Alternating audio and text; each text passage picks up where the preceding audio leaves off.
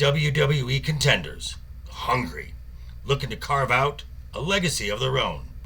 So who could be poised to knock the champions off of their proverbial throne? And here we go.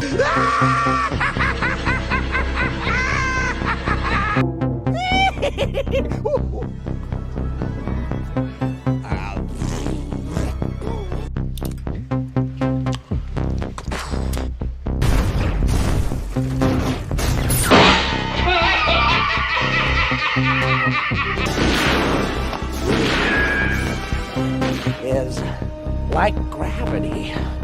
All it takes is a little push.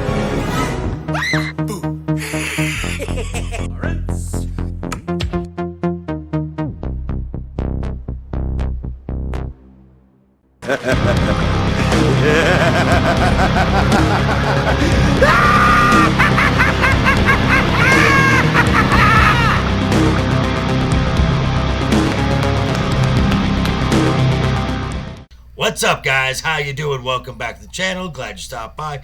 And if you're brand new, welcome. Grab a seat and stay a while. But do me a couple favors first. Go down and hit that subscribe button. Go next door, ring that bell. Make sure it says all so you know when the next video pops up. Hit that like button. And before you head out, drop a comment.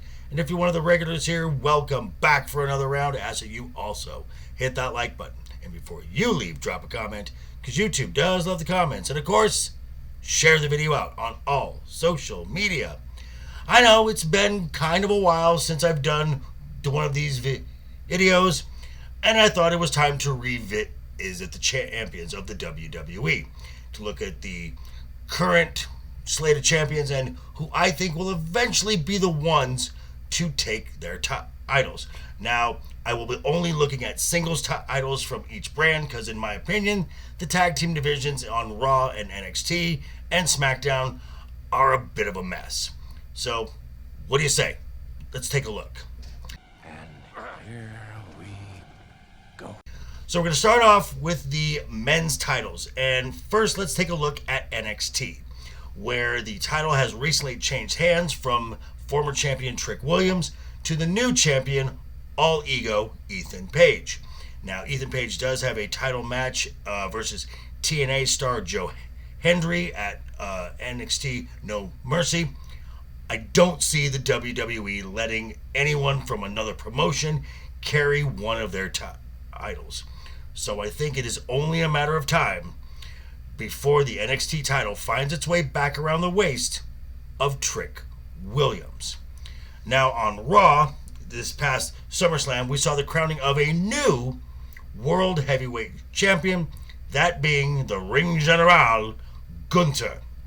Now, while Raw does have a stacked main event scene with the likes of Drew McIntyre, CM Punk, Seth Rollins, he has an upcoming match against Smackdown star Randy Orton.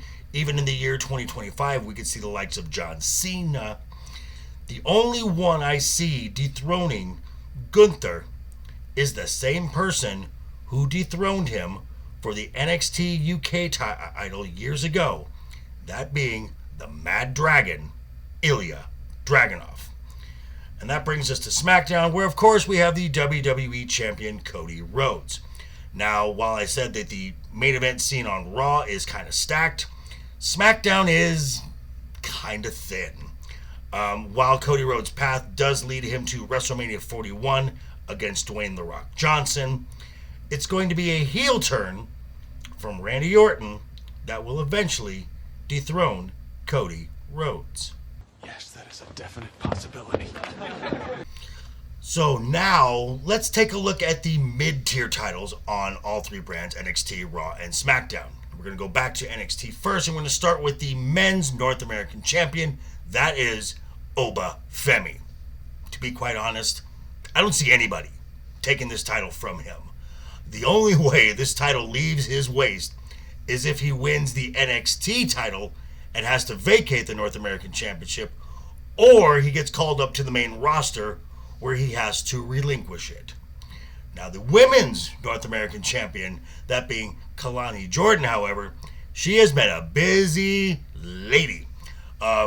Recently, she has been challenged by the likes of Tatum Paxley, and currently she's in a feud with Wendy Chu. Now, this may be a dark horse pick, but I could see someone like Jasmine Nix possibly sneaking in, being not only a formidable challenge, but being one to take the title off of Miss Jordan. And now we go over to the main roster, where at SummerSlam we saw not one, but two new mid-tier champions. We're going to start on Raw with the new Intercontinental Champion, the badass Braun Breaker. Now, I do see him having a lengthy run, in a fact that I don't see anyone even resembling coming close to taking this title until WrestleMania 41, where, in true WrestleMania moment fashion, the Celtic Warrior, Sheamus, becomes a Grand Slam champion by grabbing the one title that has eluded him for his entire career. And now that brings us over to Smackdown, where the new champion, the new United States champion, LA Knight, I see his reign not being quite as long as Braun Breaker, as the mid-card is getting really interesting down there. He's got a match against Santos Escobar this week, and there's a really good feud that's starting to brew between Carmelo Hayes and Andrade. Now, whether this becomes a unofficial best of 5 or best of 7 matches, whenever this feud is over, I could easily see the winner of this not only challenging, but taking down the champion as well. So, don't be surprised if your new United States champion very soon is Carmelo Hayes. I could see that. And finally, that brings us to the women's champions of WWE.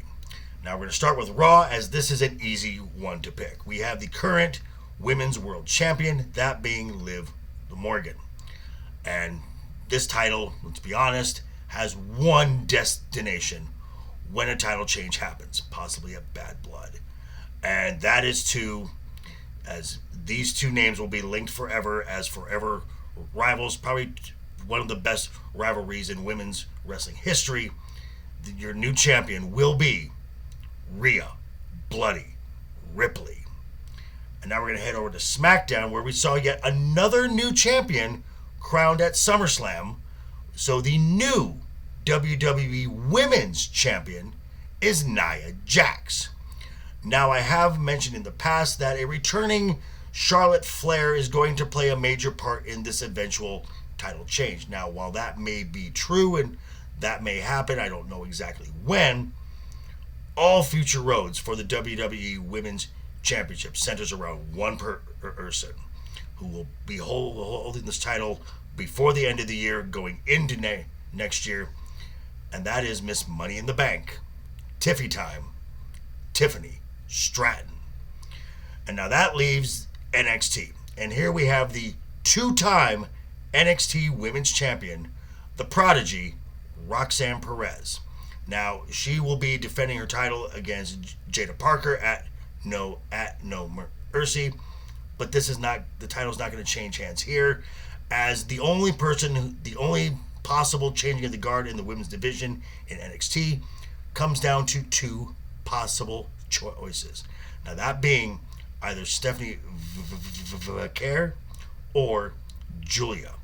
My personal choice is Julia, but Stephanie is absolutely a viable choice to be the one to send Roxanne over to the main roster. And to be honest, if this is the creative dilemma you're having to choose between these two as your next champion, that's a nice problem to have. That's not bad. Not bad. But these are just my thoughts. I'm going to turn it back over to you. Let me know what you think who the future champions of the WWE should be. And let me know down in the comments down below. Be sure to check me out next week, as I will be on again Wednesday. Wednesday night is overbooked. Top 5 or maybe even a top 10. That's right, a top 10. Possibly. Best WWE entrance themes at all. And also Thursday with Roman of the Empire, talking about pop culture in general. But yeah, Thanks for stopping by, folks. Again, quick reminder before you head out the door, hit that subscribe button, ring that bell. If you liked the video, give it a thumbs up. If you didn't like the video, hey, thanks for sticking around this long. I appreciate that. I will see you folks all very soon. Hope you had a great week. Have a wonderful weekend ahead of you. And always have fun. Hashtag keep talking. And always keep that smile on your face. Toodles.